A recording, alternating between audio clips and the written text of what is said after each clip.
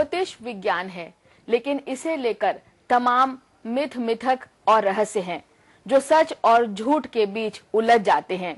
इन्हीं उलझनों को सुलझाएंगे और ज्योतिष का सच सामने लाने का प्रयास करेंगे। एक मुलाकात करेंगे देश के जाने माने ज्योतिषाचार्य के दुबे पद्मेश जी से। पद्मेश जी, के न्यूज पर आपका बहुत स्वागत है।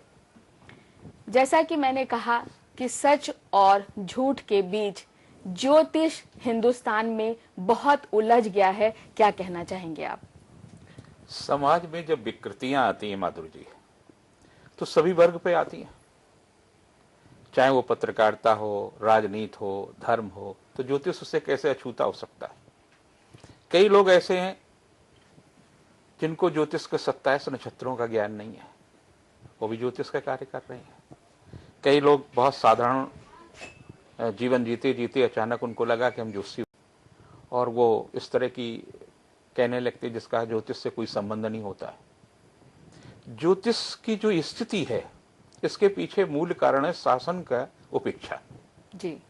अगर सरकार ने एक पत्रकार बनने के लिए निश्चित शिक्षा रखी जी, एक सिपाही बनने के लिए एक निश्चित शिक्षा रखी है, एक वकील बनने के लिए निश्चित शिक्षा रखी है, लेकिन मजेदार बात यह है, दो चीजें ऐसी हैं इस देश के अंदर जिसमें शिक्षा की अनिवार्यता नहीं है। जिस व्यक्ति को 10 तक पहाड़े आते हो, ओलम लिखने आता हो, कखारा आता हो, तो 100 तक गिनती आती हो, वो इस देश में बहुत अच्छा ज्योतिषी बन सकता है। और अगर ये भी न आता हो तो राजनीति में पता नहीं क्या वो बन जाए। आपकी बात से मैं कुछ हद तक सहमत हूँ। आपने कहा तमाम और चीजों का भी उदाहरण दिया। आपने कहा राजनीति के लोग, धर्म के लोग, क्रिकेट के लोग, खेल दुनिया के लोग, मनोरंजन की दुनिया के लोग, इनकी बात आपने की। लेकिन जहां तक ज्योतिष की बात आती है, सबसे अधिक भ्रम और संशय अगर किसी दुनिया में है तो मैं समझती हूँ यही है। निश्चित रूप से उसका कारण है कि शिक्षा की जो आवश्यकता है वो बिल्कुल नहीं है। तमाम ऐसे ज्योतिषी हैं, मैंने अभी तक 60 राष्ट्रीय ज्योतिष सम्मेलन इसीलिए किए ताकि अच्छे लोग जिनको ज्योतिष का ज्ञान है उस समाज के सामने आए जी। और मजेदार बात यह कि उसमें तमाम ऐसे ज्योतिषी भी हिस्सा लेते हैं जिनको नक्षत्रों का भी ज्ञान नहीं है। अगर उनसे कहा जाएगा करके आपको ज्योतिष के संबंध में कोई चर्चा की जाती तो तुरंत बदल जाते हैं, मुझे तो अंक विज्ञान का ज्ञान है, मुझे तो टैरो कार्ड्स का ज्ञान है। और टैरो पर जब बात की जाती है तो तुरंत कहने लगते हैं मुझे तो हस्तरेखा का ज्ञान है। यानी वो एक विद्वान के साथ बात करने से भी दूर होते हैं। तो ऐसी स्थिति में जब तक ऐसे लोग हैं, लेकिन उनका प्रतिशत बहुत कम है, और ऐसे लोगों के प्रतिशत के होने के कारण से सरकार को अंकुश लगाना चाहिए और जनता को भी जागरूक होना चाहिए। ऐसे लोगों से जरूर बचे। आपने बात कही कि डिग्री की कमी है या उसकी ठीक दिशा में पढ़ाई लिखाई नहीं हुई है, तो ये एक अलग विषय हो गया है। लेकिन मैं समझती हूँ कि आप लोग भी इस बात की वकालत क्यों नहीं करते कि कर्म पर लोग विश्वास करें, ज्योतिष पर न करें। ज्योतिष में बड़ी मजेदार बात यह है कि जो ज्योतिष है वो सामने प्रस्तुत नहीं होता है जी। एक बड़े आश्चर्य की बात है कि हम भी राशिफल लिखते हैं और तमाम चैनलों में भी राशिफल आता है जी। राशियों का वास्तव में कोई अस्तित्व ही नहीं है। जो कुछ भी अस्तित्व है वो है नक्षत्रों का। एक 2.25 नक्षत्रों के आधार पर एक राशि की आकृति बनी है, वो नक्षत्र हैं, और नक्षत्रों पर ही ग्रहों की गणना आधारित है। नक्षत्र और ग्रह पर आधारित ज्योतिष है। और जब हम बात हमेशा करते हैं राशियों की, जब उसका आधार ही राशियों पर, तो उसकी एक चर्चा है, एक आकृतियां बनी हैं, उन आकृतियों के आधार पर हम राशियों की बात करते हैं। तो ऐसी स्थिति में ये तो बहुत बड़ा सवाल उठा रहे हैं आप। आपने कहा राशियों का इतना महत्व नहीं है। आज के दौर में आप कोई भी अखबार, कोई भी मैगजीन या कोई भी मीडिया संस्थान के तमाम, आप टीवी चैनल्स के भी तमाम कार्यक्रम उठाकर देख लीजिए, सभी लोग राशियों की बात करते हैं। उसका रीडरशिप ज्यादा है। जिस प्रकार से तो आप सीधे तौर पे मानते हैं ये झूठ है, गलत है? नहीं, हम ये नहीं मानते कि झूठ या गलत है।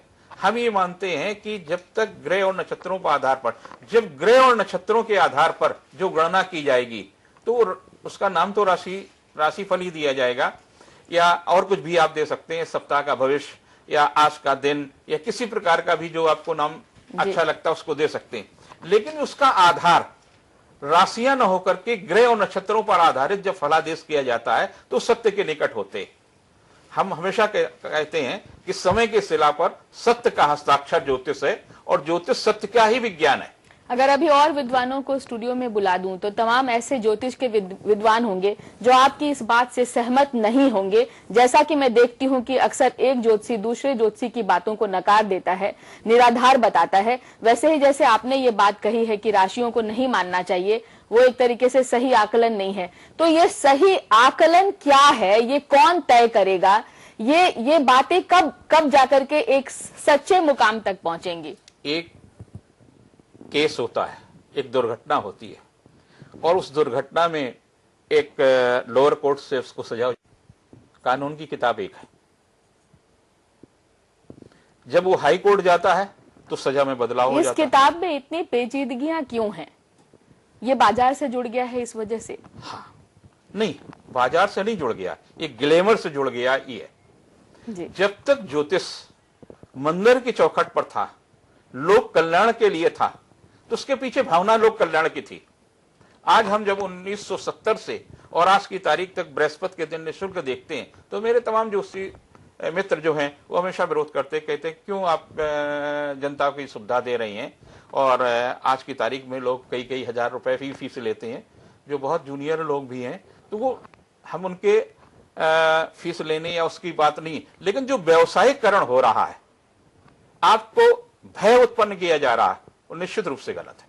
तो ज्योतिष जो है सर्व मंगलकारी है। कि हम आपको ये बताएं कि आप कम श्रम करके अधिक कैसे सफलता के निकट पहुंचे, किस प्रकार से आप काम करें, किस मुहूर्त में आप काम करें जिसके कारण से आपको सफलता में मिले, किस मुहूर्त में आप बेटी के लिए रिश्ता ढूंढने के लिए जाएं, किस मुहूर्त में आप अपने बच्चे के लिए ये प्रयास करें जिससे उसको कम फीस भी देने पड़े, कम परिश्रम। ज्योतिष की सारी गरिमा बाजार में यूं तार तार हो रही है जब आप जैसे ज्योतिषाचार्य कहते हैं कि फला कलर का जो है स्टोन पहन लो, फला कलर का पत्थर नीला पहन लो, ये पहन लो, भूरा पहन लो, काला पहन लो, पीला पहन लो। लोग भी बहुत परेशान हैं और उनको लगता है कि उनकी समस्याओं का समाधान इसी नीले, पीले और काले में है, जबकि मुझे लगता है कि सच से ये सब कुछ बहुत दूर है। बहुत दूर है, निश्चित रूप से दूर है। मैं बार बार कहता हूं, जैसे एक विज्ञापन आता है हीरा सबके लिए, तो एक सिद्धांत है। जब आप सिद्धांत की बात करेंगे माधुरी जी, तो निश्चित रूप से आप सत्य के निकट होंगे, और जब सिद्धांत से परे हो जाएंगे कि आपने मूली का पराठा खाया तो आपका भविष्य ही होगा। ये ज्योतिष का कोई संबंध ही नहीं है। नहीं, मैं इसी पर आ रही थी कि कुछ धर्म गुरुओं ने, एक तरीके से हिंदू धर्म के धर्म गुरुओं ने इस तरीके से कब्जा बना लिया है, धर्म और ज्योतिष को मिक्स करके जो कुछ वो प्रस्तुत कर रहे हैं, इससे समाज में बहुत कंफ्यूजन आ रहा है। जैसे कुछ बाबाओं को आपने सुना होगा, वो कहते हैं गोलगप्पे आज खा लीजिए तो आपकी समस्या का समाधान हो जाएगा, आप आज रसगुल्ले खा लीजिए तो आपकी समस्या का समाधान हो जाएगा, आज आप हरे कपड़े पहन लीजिए, नीले पहन लीजिए तो आपकी समस्या का समाधान हो जाएगा। आपको नहीं लगता कि ये देश के साथ एक बहुत बड़ा मजाक है? आपको ये नहीं लगता कि मीडिया ऐसी चीजें परोस क्यों रहा है? उसमें दोष अगर जनता के देखने वाले का है तो मीडिया का भी तो दोष है कि आप जो परोस रहे हैं समाज के सामने, तो उसमें बहुत अधिक अच्छे ज्ञान के हैं, बहुत भटके हुए लोग हैं। हमारे देश में शिक्षा का स्तर आप देख रही हैं, मानसिकता का स्तर देख रही हैं, तो ये सारे जो कच्ची मानसिकता के लोग हैं, भटके हुए लोग हैं, असफल लोग हैं, उनको लगता शायद हो सकता है यही रास्ता सही हो, क्योंकि हमारे यहाँ विकल्प बहुत दिखाई दिए गए। कभी हम हनुमान जी की पूजा की बात करते हैं, कभी शंकर जी की पूजा की बात करते हैं, कभी साईं बाबा की पूजा की बात करते हैं। तो ज्यादा जहां विकल्प होंगे वहीं पर हर चीज में आप विकल्प व्यक्ति ढूंढने लगता है। उसको लगता है कि शायद हम पत्थर पहनने से हमारा कल्याण हो जाए, हमारा गोलगप्पा खाने से कल्याण हो जाए। वो अपने मस्तिष्क का उपयोग ही नहीं कर रहा है। उसमें उतना ही दोष मीडिया का भी है जितना बेचारा ठगा जाता है। और ज्योतिषियों का नहीं, ज्योतिषियों, वो ज्योतिषी है ही नहीं ना, वो तो जो विकृतियां आई हैं, हम तो इनको कहते हैं जो ज्योतिष के विकृति स्थिति, ज्योतिष का जो विकृत स्वरूप है वो है। चलिए, एक और बात मैंने कई बार आपके मुंह से भी सुनी है, चर्चा में भी सुनती हूँ, और सिर्फ आपकी बात नहीं है, तमाम और दूसरे ज्योतिषियों की भी बात है कहते हैं काला चना घोड़े को खिला दीजिए, काले कुत्ते को रोटी खिला दीजिए, इस सफेद बिल्ली को ये दे दीजिए, इस तरीके के कलर के जानवर को ये कर दीजिए, फला कलर का फूल इस्तेमाल कर लीजिए, फला कलर के कपड़े इस्तेमाल कर लीजिए, दही को ऐसे इस्तेमाल करिए, दूध का ऐसे इस्तेमाल करिए। इसमें क्या कुछ है? माधुरी जी, दान, स्नान और दर्शन, यही आपके पास विकल्प है। स्नान करने के लिए ये दृष्टि रखी गई थी कि जब आप घर में स्नान करते हैं तो लगभग 50 लीटर पानी का आप अपव्यय करते हैं जी। पानी की समस्याएं आई, हमारे मनीषी जानते थे आने वाले समय में पानी की समस्या आएंगे, तो उन्होंने कहा कि स्नान करने के लिए नदी सरोवर अच्छे हैं। एक नदी में स्नान करने से आप मैक्सिमम जो पानी का इस्तेमाल करते हैं वो आधा लीटर या 1 लीटर पानी बर्बाद, तो पानी की आपने बर्बादी से, प्रदूषण होने से रोकते हैं। यहाँ कपड़े नहीं धोइए, इसके अंदर साबुन न लगाइए, इसके अंदर केमिकल इस्तेमाल मत करिए। ये नदियों के लिए। आज नदियों की जो गंगा की स्थिति है या कोई किसी भी नदी की स्थिति है, उसके मूल कारण ये है कि जो उस पर धर्म का अंकुश था, वास्तविक अंकुश था, और उस पर टैक्स भी था कि अगर आप एक स्नान करने गए हैं तो आप बहुत गरीब है, निर्बल है, तो एक तांबे का सिक्का चढ़ाइए। एक तांबे का सिक्का 8 लीटर पानी को शुद्ध करता, प्रदूषण से मुक्त करता। या एक साधन संपन्न आदमी से कहा जाता था एक चांदी का सिक्का चढ़ाइए, और चांदी का सिक्का जब नदी में जाता था तो 24 घंटे के अंदर वो 24 लीटर पानी को स्वच्छ करता। यानी आपने आधा लीटर पानी को जो प्रदूषित किया है वो 24 लीटर पानी आपने स्वच्छ किया है, जो बरसात के कारणों से, फैक्ट्रियों के कारणों से था। ये जो हमारी परंपराएं थी, वैज्ञानिक सच जैसा दिखता है। आपका ये पूरी तरह से वैज्ञानिक था। आपका ये एक उदाहरण वैज्ञानिक सच जैसा दिखता है, लेकिन अगर आप ये कहें कि काले कुत्ते को रोटी खिला दें या काले घोड़े को चना खिला दें, काला चना खिला दें, तो इसका क्या मतलब है? उसमें भी ऐसा नहीं है। उसमें हमने कहा ना कि हमारे यहाँ विकृतियां भी आई। हमारे यहाँ ये कहा गया कि हम पशुओं की रक्षा करें। आज गौरैया चरैया के लिए आप कर रहे हैं। हमारे यहाँ कहा जाता था कि बाजरा अगर आप नियमित रूप से गौरैया को, तो एक छोटा जो बच्चा होता था वो बच्चे को दान करने की प्रवृत्ति होती थी। समाज से गौरैया आकर के उसके पास बैठ जाती थी, उससे के साथ बोलती थी। समाज के उत्थान के लिए, कुछ शुभ काम के लिए यही माध्यम चुना गया है, ज्योतिष को माध्यम चुना गया है। धर्म का जो आधार था उस सूर्य और चंद्रमा जो हमारे ग्रह नक्षत्र थे, इनके आधार पर ही तिथियों का निर्धारण हुआ। इन्हीं के आधार पर पर्व और त्योहारों का निर्धारण हुआ। यानी आधार हमारा ज्योतिष था। आज ज्योतिष भटक चुका है। आज पूरी तरह से ज्योतिष भटक गया है। जो चीज मूल आधार थी, हम मूल आधार से हटक करके हम क्या बताने लगेंगे, आपका राशिफल ये, हम ये बताने लगेंगे आपके ये है। लेकिन आप जो मूल तत्व था, मूल तत्व से समाज के अंतिम व्यक्ति को खुशी देना, समाज के अंतिम व्यक्ति को सामर्थ्यवान बनाना, उसमें क्या क्षमताएं हैं, उसकी क्षमताओं को उजागर करने का प्रयास था। आपके अंदर किस प्रकार की योग्यताएं थी, उन किस ग्रह के कारण से आप में क्षमताएं हैं, उन ग्रहों के आधार पर आपको कलर बताया जाता था कि आप इस रंग का पहनेंगे कलर तो आपको इस प्रकार का लाभ मिलेगा। इसलिए नहीं बताया जाता था कि आपको नौकरी मिल जाएगी। आपकी क्षमताओं को विकास करने के लिए होता था। एक व्यक्ति हमारे पास, हम उदाहरण भी दे रहे हैं, बीमार बच्चा था, तमाम सारे चिकित्सक, वो मिथुन लग्न का बच्चा था, लाल रंग का कपड़ा पहने था। मैंने डॉक्टर साहब से कहा कि डॉक्टर साहब आप इसको कपड़े को लाल को बदलवा कर हरा पहना दीजिए, क्या फर्क पड़ता है। तो उन्होंने हरा पहनवा दिया। कुछ देर के बाद में उसको देखा कि उसके स्वास्थ्य में थोड़ा सा परिवर्तन आया। जब परिवर्तन आया तो उन्होंने क्यों, हमने कहा इसके ऊपर बुद्ध का प्रभाव, और जब बुद्ध के जो तत्व हैं इसके शरीर के अंदर, जो रश्मियां हैं, वो मंगल इसमें विकृतियां उत्पन्न कर रहा, अगर उसके कारण से ये ठीक हो सकता है तो ऐसा करिए। और ये मैं निरंतर ये प्रयास करता रहा। और इसके लिए माधुरी जी, अगर मुझे जीवन और मिला तो मैं निश्चित रूप से एक प्रयोगशाला भी बनाने में लगा हूं कि जिसमें आपको लगेगा जाकर के एक नेगेटिव, और मैंने कई जगह पौधे बोए। एक ऐसे नक्षत्र में बोया जिसका लंबा जीवन, एक ऐसे नक्षत्र में बोया जिसका नष्ट होने का योग होता। तो देखा कि जीवन का प्रभाव उस पर निश्चित रूप से पड़ता है। ग्रह और नक्षत्रों का प्रभाव वनस्पतियों पर, जल पर, शरीर पर, सभी चीजों पर पड़ता है। तंत्र मंत्र का ज्योतिष से क्या संबंध है? उसका भी विकृत रूप आ गया। वनस्पतियां आयुर्वेद का प्राण थे, आज आयुर्वेद भी का दम घुट गया। क्योंकि एक निश्चित मुहूर्त में आयुर्वेद की वनस्पतियों से औषध बनाई जाती थी और एक निश्चित समय पर उसको और निश्चित तत्व के साथ में कि ये तुलसी की रस के साथ दिया जाएगा या शहद के साथ दिया जाएगा। ये तंत्र का स्वरूप था, तंत्र वनस्पतियों के आधार पर था और उसके साथ ही कहा जाता था इतना मंत्र जप करिए। ये नहीं था कि आपको एक गंडा बांध दिया गया, एक आपको काला टीका बांध दिया गया, इसका कोई भी ज्योतिष से न तो संबंध था न है। तमाम ज्योतिषाचार्य जो टेलीविजन चैनल्स पर दिखाई पड़ते हैं वो कुछ टोटे की बात करते हैं, ये टोटेबाजी क्या फरेब है? देखिए एक बात है, उनको पे करना पड़ता है तो उनको लगता है कहां से हम पैसा देंगे टेलीविजन वाले को, तो उनको इस प्रकार के तमाम सारे हथकंडे अपनाने पड़ते हैं। बहुत सारे लोगों को जिनको मालूम हुआ चैनल के लिए 2 लाख रुपया देना, 5 लाख रुपया देना, जब ऐसी स्थिति होती है तो उसको लगता है कि कोई चीज इस तरह से कहीं किसी का सहारा ले लेते, कहीं किसी का सहारा लेते, जो सर्वथा अनुचित है।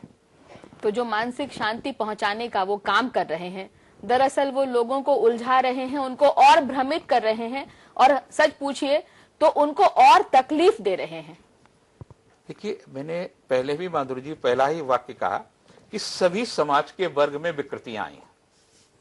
ज्योतिष जब मैंने प्रारंभ किया था तो फुटपाथ पर दम तोड़ रहा था जी। 60 के दशक में, 60 और 70 के दशक में केवल कार्टून आता था अखबारों में ज्योतिष में और कहीं ज्योतिष को कोई स्थान नहीं था। हम लोगों ने, जो हमारे वर्ग के लोग थे, उन्होंने ज्योतिष के लिए सेवाएं की और ज्योतिष के जो वास्तविक स्वरूप था वो जब समाज के सामने रखा गया। आज स्थितियां हैं कि अगर उस किसी आदमी को लाभ हम देते हैं कि आप ऐसा ऐसा करिए और उससे फिर हम कहते हैं कि देखिए साहब एक कार्यक्रम है, आप 10 लोगों को भोजन करा दीजिए, वो करा देता, क्योंकि उसको हमने उसको ही बताया कि आप इस तरह का व्यापार करें, इस प्रकार का कार्य करेंगे जिससे आपको लाभ मिलेगा। अभी हमने 19-20 मार्च को एक ज्योतिष सम्मेलन कानपुर में 60वां राष्ट्रीय ज्योतिष महासम्मेलन किया। आप 218 ज्योतिषी देश भर से आए, उनसे मिलने के लिए लगभग 15-20 हजार लोग। अब लोकप्रियता आप देखिए कि आज हमने लोकप्रियता के उस शिखर पर पहुंचाया जब कोई ये कह देता था कि भाई ये ज्योतिषी है तो उसके बच्चे का विवाह भी नहीं होता था। यही कारण से तमाम ज्योतिषियों ने, तमाम लोगों ने जो है, तमाम ज्योतिष का जो विद्वान लोग थे, उन्होंने उस परंपरा से अपने बच्चों को और तमाम सारे लोगों को हटाया, क्योंकि उनके सामाजिक जो स्तर था, आज से 40 साल पहले, आज से 50 साल पहले, आज से 60 साल पहले ज्योतिषी को बिल्कुल भिखमंगे की स्थिति में रखा गया था।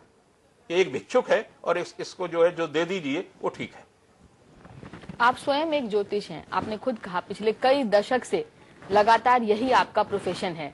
इसमें जो विसंगतियां हैं, जो जिस तरीके से इसकी आलोचना हो रही है और तमाम चीजें हैं, आप अपने प्रोफेशन को व्यक्तिगत तौर पर कैसे जस्टिफाई करते हैं? हमारे पास पारिवारिक लोग ज्यादा हैं। जैसे उनके बाबा हमारे पास आते थे, क्योंकि 52-53 साल हो गया मुझे ज्योतिष का कार्य करते। उसके बाद उनका बेटा आता था और वो कहता था कि साहब आपने लिखा था कि इस साल में ये होगा। हमेशा मैंने एक बात पर विशेष ध्यान दिया कि जो सच नहीं है उसको मैं नहीं कहूंगा, और यही कारण है कि तमाम बार ऐसी चर्चा हुई। एक साप्ताहिक हिंदुस्तान में मैंने भविष्यवाणी की थी 1978 में, और उस समय जनता पार्टी की सरकार थी और तमाम देश भर में बड़ी चर्चा हुई थी कि 26 जून 1978 को केंद्रीय मंत्री चौधरी चरण सिंह इस्तीफा दे देंगे। मैं चौधरी चरण सिंह को तब तक नहीं जानता था। वो जब भविष्यवाणी प्रकाशित हुई, उससे तमाम अखबारों में प्रकाशित हुई, तो चौधरी चरण सिंह जी ने मुझे आमंत्रित किया और मैं गया। तो उन्होंने कहा मैं ज्योतिष जानता हूं, मैं ज्योतिष को तमाम ज्योतिषियों से संपर्क है, ऐसा किसी ने नहीं कहा। हमने कहा आप 26 जून 1978 आ जाइए, देखते आप इस्तीफा देते कि नहीं देते। और जब 26 जून 1978 को उन्होंने गृह मंत्री पद से इस्तीफा दिया तो देश भर में ज्योतिष की प्रतिष्ठा बढ़ी। जब तक आप परीक्षा में सफल नहीं होंगे, जब तक आप विजयी नहीं होंगे, आप एक ओवर में 6 बालों पर अगर आप ठीक से ना सकते हैं तो आप टीम से बाहर होंगे। ये मैं बार बार कहता हूं, आपको सत्य की परीक्षा देनी पड़ेगी। आज भी ये मान लिया कि आपने कई बार ऐसे आकलन किए जो वाकई सच थे, सच के बेहद करीब थे। जाहिर है इसी नाते आपका ये आत्मविश्वास भी बढ़ा।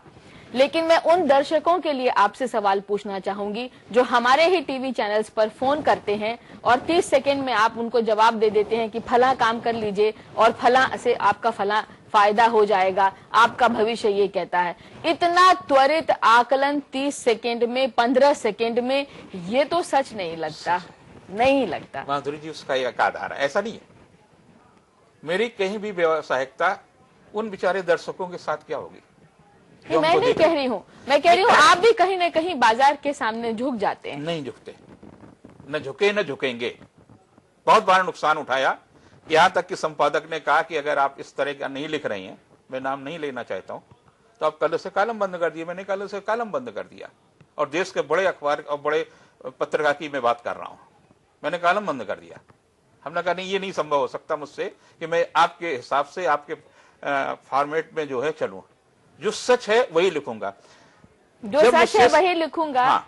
क्या कुछ ऐसा रहा आपके जीवन में, किससे आप प्रभावित हुए, कैसे आपने ज्योतिष का क्षेत्र चुना? ये बड़ी अजीब सी बात है, एकदम व्यक्तिगत है। हमारे 13 साल में हमारे पिताजी स्वतंत्रता के साथ आंदोलन के साथ जुड़े हुए थे, और उस कारण से उनकी जमीन और उनका सारा सब कुछ छूट गया, और 13 वर्ष की आयु में उनका निधन हो गया। उसी बीच में मेरे मुझसे जो बड़े भाई थे, राम अवतार नाम था, और उनका भी निधन हो गया। तो मेरा तमाम सारा लग गया कि जीवन में क्या है क्या नहीं है।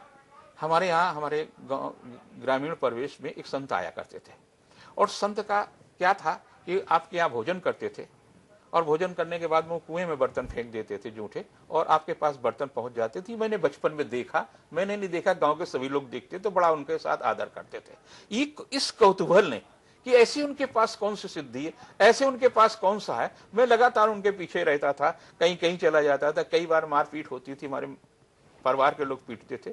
जब ये निधन हो गया, तो निधन होने के बाद में मेरी रुचि उस तरफ बढ़ गई, और इतनी रुचि बढ़ गई, इतनी रुचि बढ़ गई कि मैं जब इंटरमीडिएट में पढ़ता था तो कई महीने के लिए सन्यासियों के पास चला, और एक बार ऐसी स्थिति आई कि मैं सन्यासी भी हो गया। ज्योतिष जो है समाज में एक चुनौती बन गया है इस वजह से, क्योंकि तमाम भ्रांतियां तंत्र मंत्र की वजह से, बाजारीकरण की वजह से, और तमाम और बातों की वजह से इसमें आ गई है। जी, इसको दूर करने का क्या उपाय आप देखते हैं? सरकार को अंकुश लगाना पड़ेगा ज्योतिषियों पर। ये मैं मांग कर रहा हूं ना जी। मैंने जब मंत्री थे डॉक्टर मुरली मनोहर जोशी, तो मैंने एक डेलीगेट तमाम अपने संगठन की तरफ से उनसे मिला, और मिलने के बाद उनसे हमने अनुरोध किया कि आप ज्योतिष को विश्वविद्यालय में पढ़ाने के लिए व्यवस्था करते, और जिस प्रकार से रजिस्ट्रेशन एक वकील का होता है जी, एक डॉक्टर का रजिस्ट्रेशन होता है, उसी प्रकार से आप रजिस्ट्रेशन की व्यवस्था अगर इनके लोगों के साथ में हो जाएगा तो विकृतियों पर अंकुश लगेगा जी। और उस दिशा में डॉक्टर मुरली मनोहर जोशी का मैं आभार व्यक्त करता हूं। उन्होंने ज्योतिष को विश्वविद्यालय में पढ़ाने के प्रयास किया। व्यक्तिगत सवाल है आपसे, कुछ लोग कहते हैं कि आपने एक विशेष प्रकार की माला पहन रखी है और उसी माला का ये प्रसाद है कि आपका आकलन जो है वो सच के बहुत करीब होता है। गरीबी की रेखा के नीचे जीवन चल रहा था, आर्थिक संकट थे, विकृतियां थी, तो समाज का जो साधन संपन्न वर्ग होता है वो गरीब के बच्चे को कभी स्वीकारता नहीं है, तो उसका भटकाव होता बाबा दाई और इन्हीं लोगों के पास होता था। मैं भी बहुत सारे देश के, मैं एक सौभाग्यशाली व्यक्ति हूँ, देश का शायद ही कोई ऐसा सन्यासी, ऐसा कोई संत रहा हो, चाहे करपात्री जी रहे हों, चाहे कुछ रहे, जिनका आशीर्वाद मुझे नहीं प्राप्त किया। उसी बीच में मुझे एक अघोरी मिले और मैं उनके पास रोज जाता था। उनसे हमने प्रार्थना की, हमने मेरी ट्यूशनें जो हैं फर्स्ट क्लास भी ले आते हैं, लेकिन अध्यापकों के कारण से ट्यूशनें छूट जाती हैं।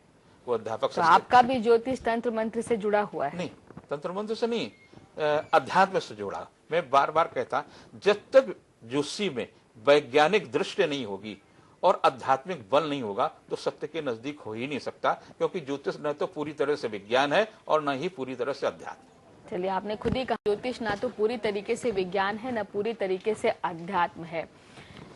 बहुत कम समय बचा है, चलते चलते एक आखिरी सवाल आपसे जानना चाहूंगी। ये कैसे तय करते हैं आप कि फला व्यक्ति प्रधानमंत्री बन जाएगा, फला की सरकार बन जाएगी, उसकी सरकार फला तारीख को गिर जाएगी, सचिन तेंदुलकर इतने रन बना लेंगे, वर्ल्ड कप में ये हो जाएगा, ये देश जीत जाएगा, ये हार जाएगा?